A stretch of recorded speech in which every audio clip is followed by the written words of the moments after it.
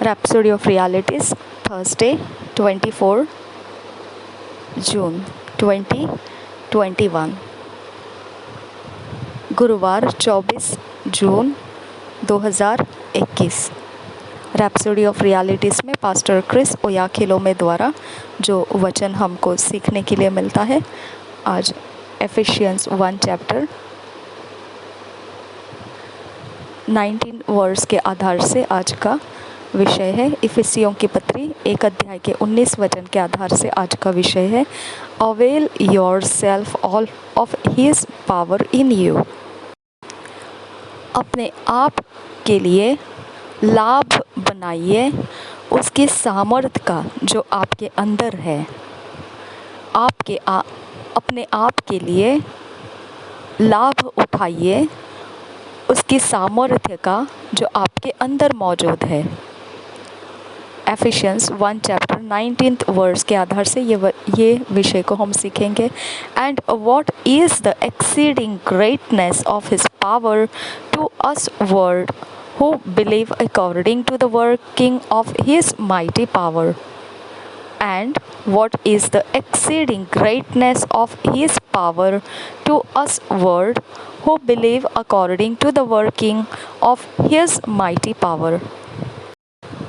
इफिसियों की पत्री 1 अध्याय का 19 वचन, और उसकी सामर्थ्य हम में जो विश्वास करते हैं कितनी महान है उसकी शक्ति के प्रभाव के उस कार्य के अनुसार। और उसकी सामर्थ्य, इफिसियों की पत्री 1 अध्याय 19 वचन, और उसकी सामर्थ्य हम में जो विश्वास करते हैं कितनी महान है उसकी शक्ति के प्रभाव के उस कार्य के अनुसार।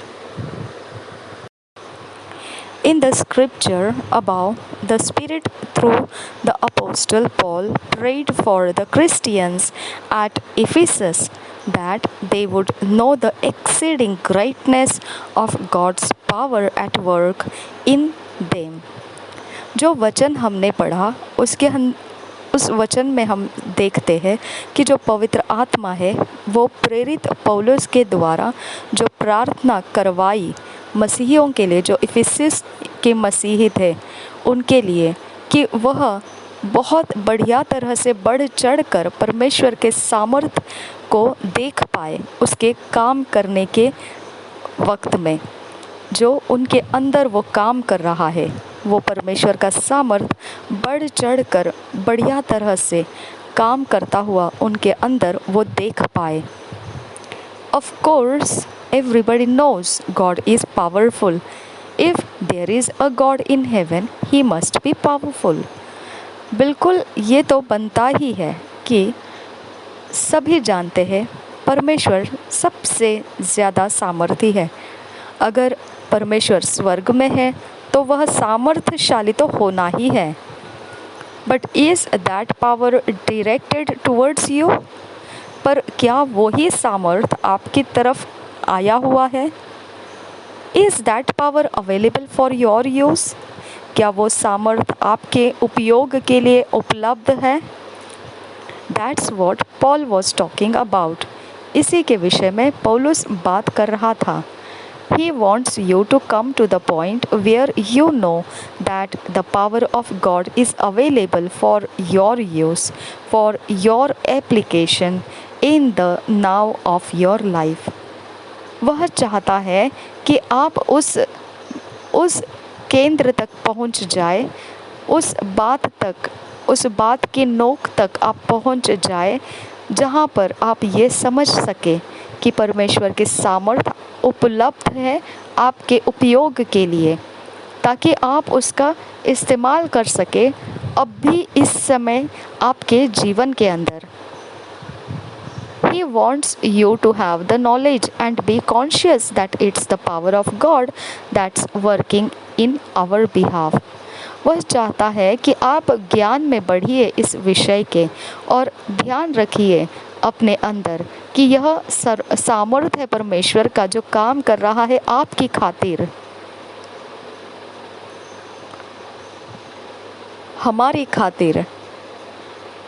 That's the power he demonstrated when he raised Jesus from the dead. वही वो सामर्थ्य है जिसको प्रदर्शित किया परमेश्वर ने जब परमेश्वर ने यीशु मसीह को मुर्दों में से जिलाया. The second part of the opening scripture talks about the authority that we have in him, verses 22 and 23. And hath put all things under his Jesus' feet, and gave him to be the head over all things to the church, which is his body, the fullness of him that filleth all in all. Ephesians 1 chapter 22-23. जो दूसरा भाग है, हमने जो वचन पढ़ा उसके विषय में एक ऐसा बात हमको पता चलता है अधिकार के विषय में कि हमारे पास अधिकार है. जो अधिकार यीशु मसीह में है वो अधिकार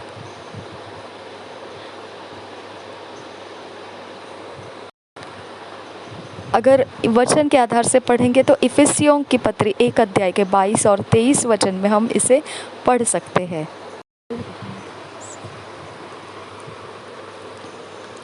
और सब कुछ उसके पांवों तले कर दिया और उसे सब वस्तुओं पर शिरोमणि ठहराकर कलीसिया को दे दिया. यह उसकी देह है और उसी की परिपूर्णता है जो सब में सब कुछ पूर्ण करता है. और एक बार पढ़ेंगे इफिसियों की पत्री 1 अध्याय 22 और 23 वचन. और सब कुछ उसके पांवों तले कर दिया और उसे सब वस्तुओं पर शिरोमणि ठहराकर कलीसिया को दे दिया. यह उसकी देह है और उसी की परिपूर्णता है जो सब में सब कुछ पूर्ण करता है. That's us.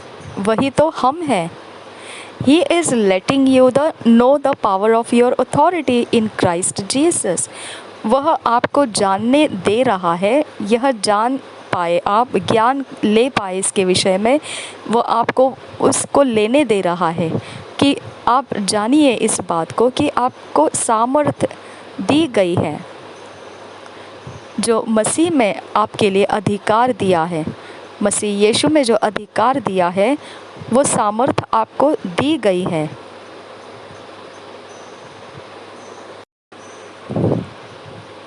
When you come to understand that you have his dominion, his all-encompassing and unlimited authority, you will never be afraid of Satan, man or anything. जब आपको ये समझ में आ जाएगा कि उसकी प्रभुता आपको दी गई है, उसका संपूर्णता आपको दे दिया गया है और आपको उसकी असीम अधिकार दे दिया गया है, तो फिर आप कभी भी घबराएंगे नहीं, डरेंगे नहीं शैतान से, मनुष्य से या और किसी भी चीज़ों से. You would think and talk like David who said, "Yea, though I walk through the valley of the shadow of death, I will fear no evil." Psalm 23:4. The Lord is my light and my salvation. Whom shall I fear? The Lord is the strength of my life. Of whom shall I be afraid? Though an host encamp against me, my heart shall not fear. Psalms 27, 1 verse, 3 verse. Hallelujah. जब आप इस बात को समझ जाएंगे तो फिर आप सोचने और बोलने लगेंगे उसी की तरह जैसा दाऊद बोलता और सोचता था, जिसने ऐसा कहा है भजन संहिता के 23 अध्याय के 4 में, चाहे मैं घोर अंधकार से भरी हुई तराई में होकर चलूं तो भी हानि से न डरूंगा, क्योंकि तू मेरे साथ रहता है.